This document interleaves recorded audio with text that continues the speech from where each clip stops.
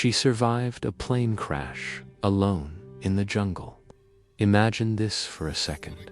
You're only 17 years old. It's Christmas Eve, and you're sitting next to your mother on a plane, excited to go home for the holidays.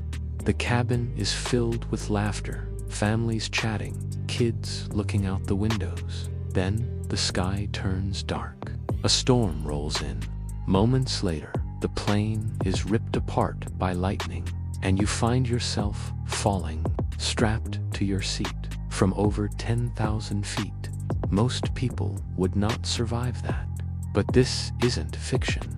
This is the unbelievable, real story of Juliane Koepke, the girl who survived a plane crash, and 11 days alone in the heart of the Amazon jungle. December 24, 1971. Juliane and her mother, Maria, boarded LANSA Flight 508 in Lima, Peru. They were heading to a remote city called Pucallpa, where her father worked at a research station deep in the jungle. The plane was small, carrying 92 people. Some were scientists, others were families traveling for Christmas. For Juliane, it was supposed to be a short, joyful trip. But soon after takeoff, the weather changed. The aircraft flew directly into a violent thunderstorm.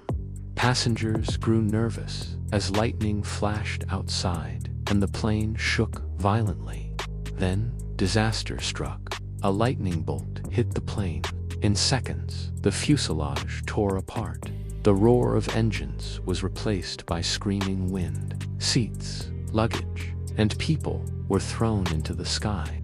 Juliane, still strapped into her row of seats, plummeted toward the earth, 10,000 feet, almost 2 miles. Amazingly, the thick canopy of the Amazon rainforest broke her fall. She lost consciousness, but against all odds, she survived. When Juliane opened her eyes, it was daylight. The wreckage was nowhere in sight. She was lying on the forest floor, dazed and bleeding. Her collarbone was broken, her arm was deeply cut, and one eye was swollen shut, but she was alive. The jungle around her was alive, too. Buzzing insects, croaking frogs, distant calls of unknown animals. She tried calling out for her mother, but there was no answer. Alone, injured and disoriented, Juliane realized the unthinkable. She had fallen from the sky, and she was the only one left. The first day was pure confusion. She searched the ground for other survivors, but found none. At one point, she discovered a small bag of candy, the only food she would have for the next 11 days. Her injuries throbbed. Her body was covered in cuts and bruises. Mosquitoes swarmed her relentlessly. But Juliane had grown up partly in the jungle with her father, who was a biologist. She wasn't completely unfamiliar with its dangers. She remembered her father's words, "If you're lost in the jungle, follow water. Streams lead to rivers. Rivers lead to people." Those words became her survival guide. Juliane stumbled through the undergrowth until she found a small creek. Slowly, painfully, she began to follow it downstream. She had no shoes. Each step cut her feet on rocks and roots. Her broken collarbone made every movement agony.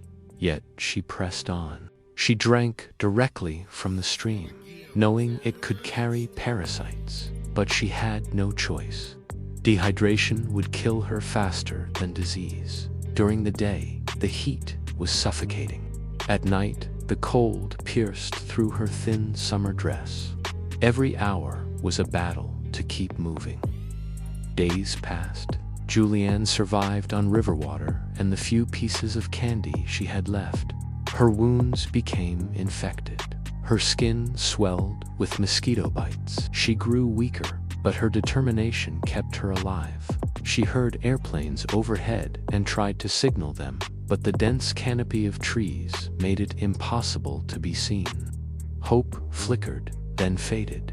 Still, she remembered her father's advice and kept walking along the river. She knew villages often appeared near larger streams. If she could just hold on, maybe she'd find people. By the 10th day, Juliane was barely standing. She was exhausted, starving, and in unbearable pain. Then she saw something that made her heart race. A small hut. Inside were local lumber workers. At first, they were startled to see a weak, injured teenage girl stumble out of the forest. But when Juliane explained what had happened, they believed her. The men gave her food, cleaned her wounds, and allowed her to rest. The next day, they put her in a canoe and paddled her downriver to the nearest town. After 11 days of unimaginable struggle, Juliane was finally safe. Out of 92 passengers, she was the only survivor. Her story shocked the world. Newspapers called her the Miracle Girl. For Juliane, it was not about fame, but about loss. Her mother had died in the crash, yet she carried on with strength far beyond her years. She later studied biology, just like her parents, and wrote a memoir titled When I Fell from the Sky. Juliane Coap's survival is one of the most extraordinary true stories ever told, from falling out of the sky to walking alone through the Amazon jungle. Her courage proved that even in the darkest moments, the human will to survive is unstoppable. Now, let me ask you, what would you do if you were stranded in the jungle like Juliane? Tell me in the comments. And don't forget to subscribe for more unbelievable true stories from around the world.